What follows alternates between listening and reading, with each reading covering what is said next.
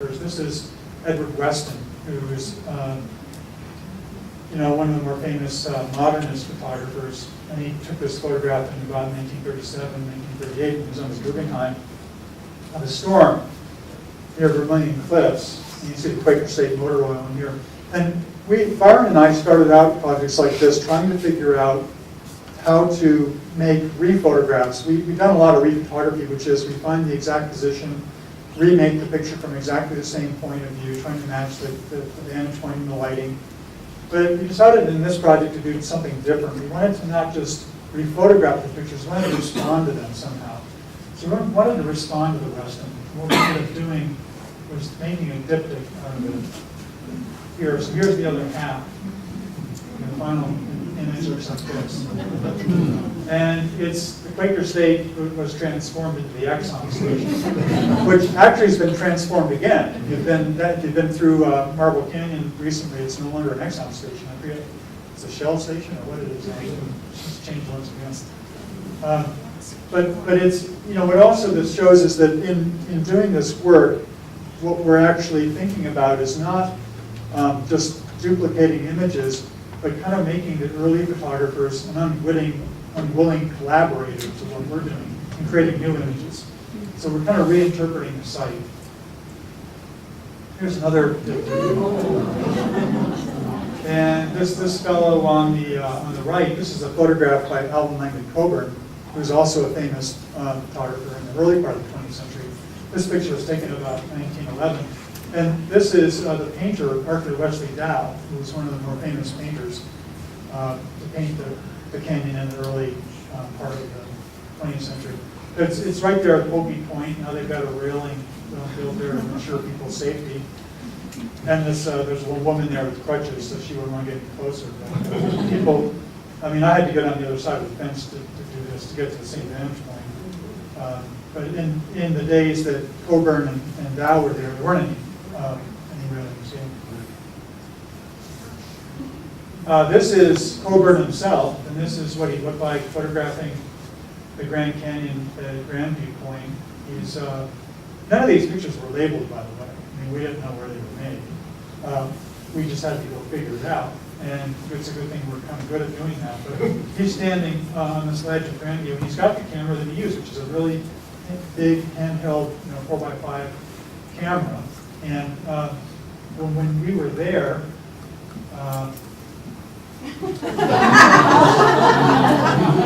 somebody was standing. It was kind of on this ledge, and it's kind of hard to get to. And I said, it'd be nice to have somebody else up there as a counterpoint to Coburn, but nobody could get up there because you had to scramble up to this place.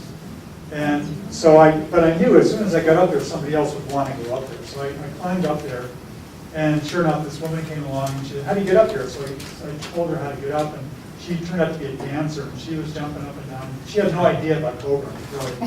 But I had this one great picture of her leaping, which was really nice. But I like this kind of answer, which is a sort of funny response. But she just did it. Nobody asked her to do it. She was just playing around for her friends who were taking pictures of her doing it. Now this is Ansel Adams, and so if I talk to people who are not photographers, and I ask them, well, what famous photographer do you know about? Probably going to say Ansel Adams. Most people have heard of Ansel Adams. Well, he photographed in the Grand Canyon in the early 1940s, 1941, and he was working for the U.S. Park Service. And so the photographs that we use of his are actually in the public domain at the National Archives. All the photographs that we use for this project are not copyrighted, or the copyrights have been expired. So, with the exception of the Koch brothers pictures, but this one is in the public domain, so we simply get it from the National Archives. But here you can see this is pretty typical Ansel Adams. At Point Imperial, you can see the stepping back of the canyon and the way that the tonality kind of drifts back. And it's a very nice image, and especially indicative of his style of photography, the black and white and a full range of tones and stuff. So we got there, we were thinking, well, what do we do to respond to Ansel Adams' view? And well, it occurred to us that one thing that Ansel didn't do is he didn't work in color. So we decided to do this, which is 50% Ansel Adams, 50% Wendell limestone. So we kind of did a half and half with it. And then there's one significant detail in our picture which is hard to see in projection, and that's right here. And it's a helicopter. I think that guy's a little low, actually. He's reported. There.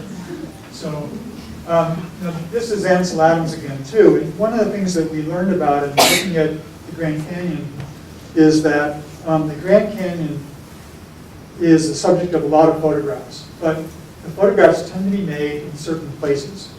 So you can think of it as a place of high image density, but the images are dense in certain spots. Now this is a little exercise I did with Ansel Adams pictures, because when Ansel went to Yavapai Point, he spent all day looking at the canyon, and he made pictures all day long. And so this is a series of pictures that Ansel Adams made from Yavapai Point in one day. There's this. And what I did is I took the pictures as they exist in the National Archives, and I just put them on top of one another so the spaces overlap. And you get a sense of how he's looking at the canyon. He's looking at different parts of it during different times of the day. And you can see how the lighting changes, because the lighting describes the canyon, and it looks different. You look at it one time a day than another. And he's also using different lenses. So the big, larger pictures were done with a wide-angle lens, and the smaller pictures were done with a longer lens, like this last one here, like a telephoto lens. So, but he's standing in one spot. He's just aiming the camera just a little bit different. Well, he never meant them to be seen like this. He meant them to be seen as individual pictures. But I put them together because I wanted to see how he mapped the space. And in a way, this is a form of mapping. There's another term for it, and we call it mashup. It's all the pictures kind of mashed up together. There's lots of movements going on in music, what we call mashup and remix. And so we think this is a form of visual mashup, where you take different images from different sources, and then often from different times, and put them together to create a whole, a different whole made up of derivative parts. And that's what this is. This is another form of the kind of pictures that we've been making. What you're seeing here is a panorama from Yavapai Point. It's made up of 1, 2, 3, 4, 5, 6 different photographs. And they all come from different time periods. The space is continuous from left to right, and the parts just overlap, but that's a full description of the view from about a 180-degree view from Yavapai Point.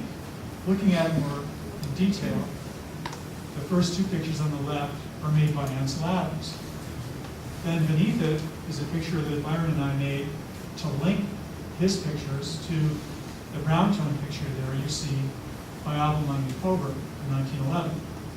Beneath that is another picture from the Detroit Publishing Company, probably William Henry Jackson, taken in 1903. It's a cyanotype. And next to that, to finish the panorama, is a picture that we made on the other side. So that is a complete panorama, but it's a mashup of different times. So we've been doing a lot of pictures that are mashups. So here you see a mashup of the Coburn photograph here from 1911, half of a stereo view from about the same, about 1906, 1907, and then above it, a continuation of the space that we made. Here's another example of how these might come together. This is the painter, Thomas Moran, sitting on the rock. He's got his hat next to him. He's got a drawing pad, and he's doing a drawing. This is taken about 1906, 1907. You know, Thomas Moran was a famous painter whose paintings helped to popularize the canyon and create a sense of beauty and sublime. And it looks like he's in the wilderness, but actually he's right in front of the Alta Bar.